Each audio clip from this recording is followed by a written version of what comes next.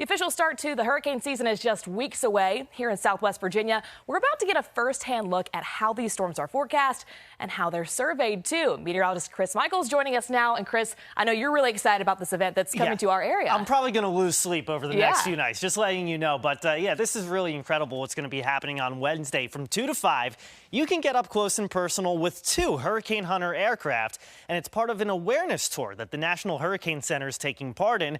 But you might be wondering, why Roanoke?